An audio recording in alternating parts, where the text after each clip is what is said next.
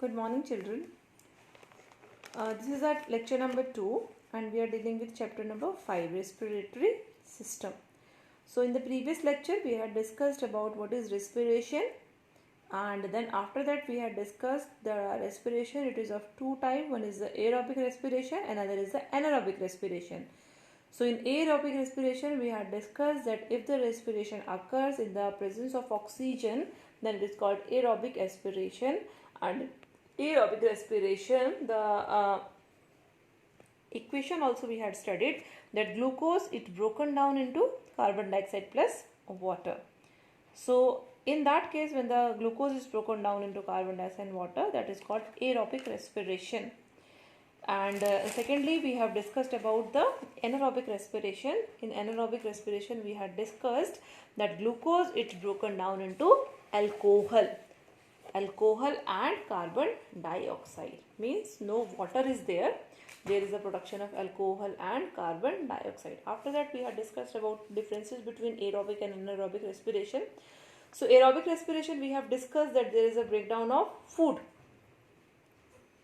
The energy is produced by the breakdown of food like glucose. Here the energy is produced by the breakdown of food like glucose. In both, that is a similarity, you can say. Both way the glucose is broken down. Now it takes place in the presence of oxygen. That is the difference. Okay, from here we can say these are the differences. It takes place in the presence of oxygen. It takes place in the absence of oxygen. In aerobic respiration, there is a complete breakdown of food occurs. In anaerobic respiration, partial breakdown of food occurs. In aerobic respiration, the end product is carbon dioxide and water. The end product is alcohol and carbon dioxide. It produces a large amount of energy. Why?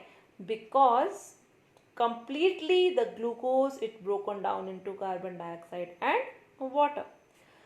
Much less energy is produced, very less amount of energy is produced, because the glucose, it is not completely down into broken down into smaller product. It broken down into alcohol and carbon dioxide. So alcohol again it will break down. So here the partial breakdown of glucose is occurring. That is why there is a production of less amount of energy. Very important, the differences of aerobic and anaerobic respiration, or if you have to learn it carefully, it's very important. Now the today's topic that we are going to start is respiratory system in human beings. Very important, very interesting topic. How do we respire? So as you children, you all know, when we breathe, now also if you are breathing, we take the breath through mouth or through our nose. So we should be, when we are respiring, when we are breathing, so maximum we use our nose. If we are suffering from cough and cold, the nose is blocked, then only we use the mouth. Otherwise, when we respire, when we breathe, when breathing is going on, mainly we use the nose. So the nose contains two holes.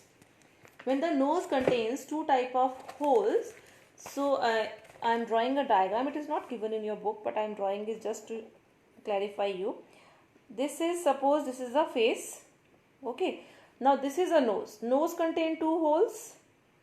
Okay. This is a nose. Nose contain holes, and those holes are called nostrils.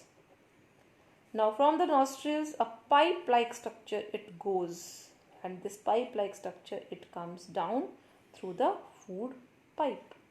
So here is a flap-like structure, because food pipe is there, and as well as the wind pipe is also there. So when the wind is going inside, the food pipe is closed by a structure that is called epiglottis. So at that time it is closed. So what happens when we respire from the nostril?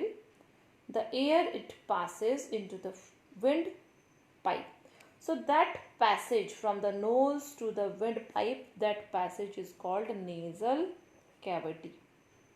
Because when air is there, then it is full.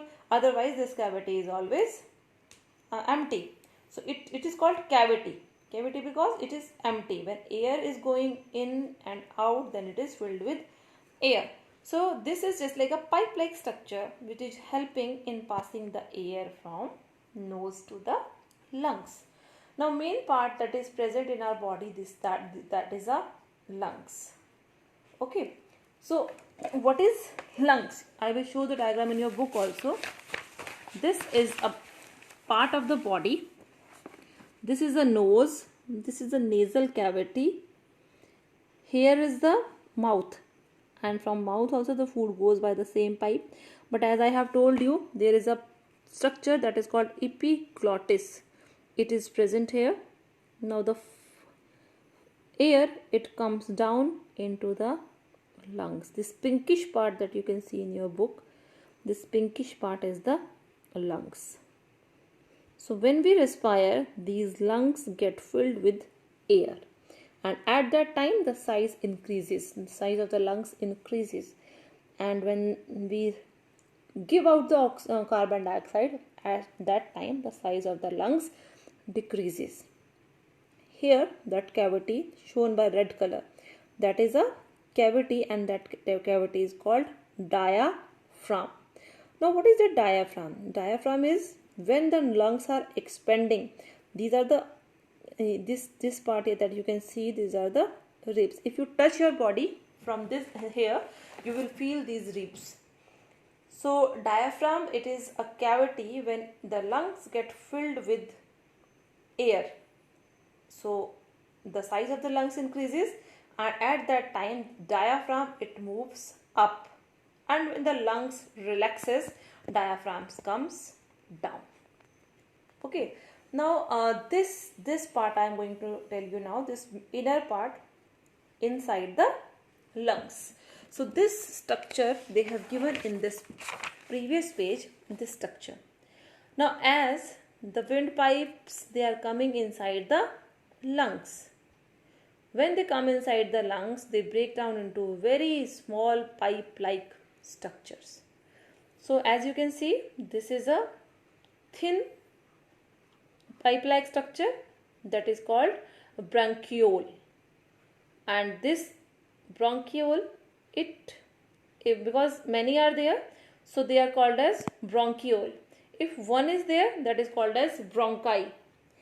So these bronchi, they contain small structure. They come and they form small structures. These small structures are called alveoli. Alveoli, they are surrounded by these capillaries. Capillaries means the blood vessels. All over that, blood vessels. Now I am going to draw the same diagram in my copy again, because very important, you all have to learn this. Now what is that? As I have told you, from the nose, this is the nose and this is the mouth. From the nose, this is the windpipe, and here is the food pipe also. Here is the epiglottis. Now here the lungs are there. Okay, the lungs are there. This cavity is called diaphragm. This cavity is called diaphragm. The two lungs are present over there. Now a pipe, when it is coming inside the lungs, it breaks up and it forms other pipe-like structures.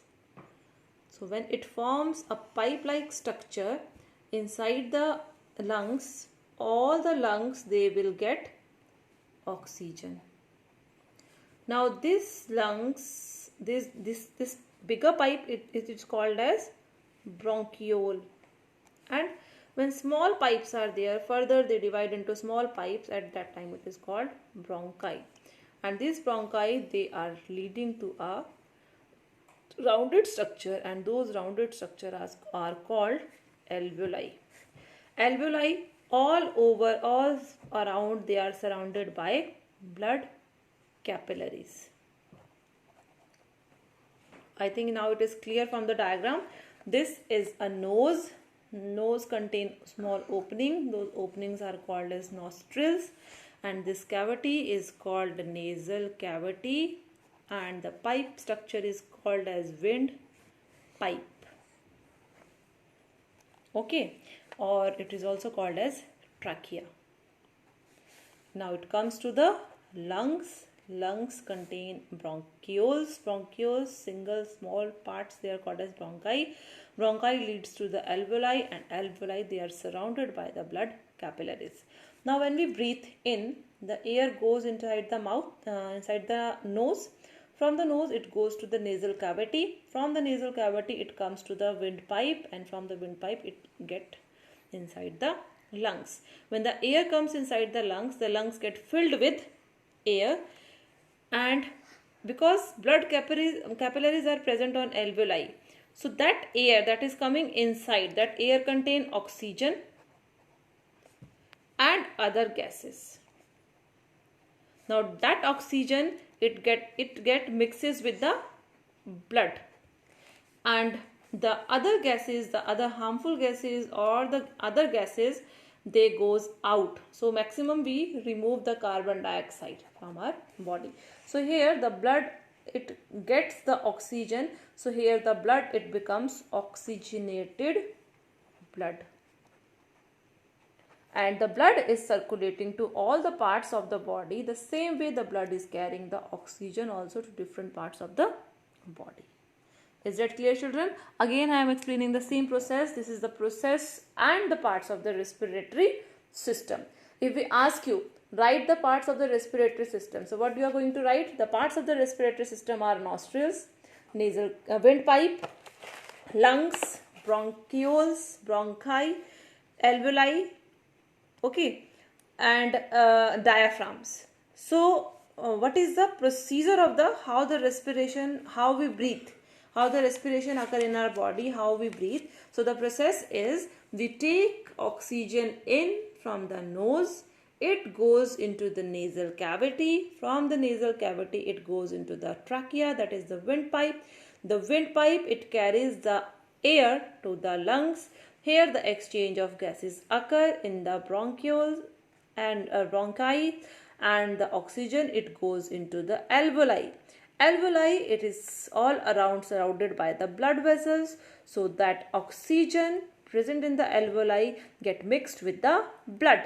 So here the blood becomes oxygenated blood, and that blood is circulating to all the parts of the body. In the same way the blood is helping us in carrying the oxygen to different parts of the body. Other harmful gases, they are get removed from the same part of the respiratory system out of the body. So this is a simple process of respiration. It is given in your book also, these small structures that I have explained you. This respiratory bronchioles and capillaries, alveoli. So all these structures already given in your book, and here they have given us the working of the respiratory system. Along with this diagram they have given us the working. So I am just explaining you that when we breathe in air through the nose, air enters the nostril, passes through the nasal passage, larynx, trachea, bronchi, and finally it reaches to the lungs. In the lungs, air passes through the large number of small tubes called bronchioles and then reaches to the tiny air sacs called alveoli. The alveoli is surrounded by thin blood vessels called capillaries which carry the blood in them. The oxygen of the air diffuses into the alveoli into the blood in the capillaries.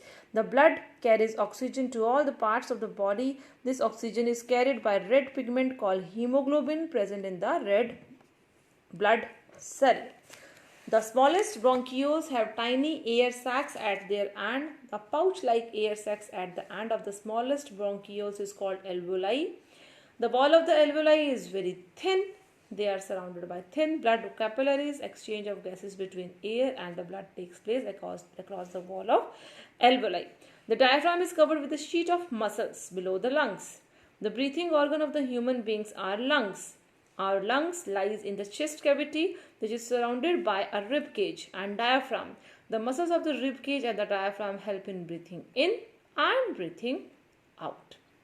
So children, that explanation I have given you, very simple explanation, is that how you have to learn the respiratory system. First of all, learn all the parts of the respiratory system, and then learn the process how the air is passing from the nose to the lungs and how the exchange of gases occur in the body. So this is a simple process, nothing is difficult over here. So I will explain you in my Google Meet class also the same procedures to you. So just read it and learn all the parts of this respiratory system, then it will be beneficial for you. Thank you children.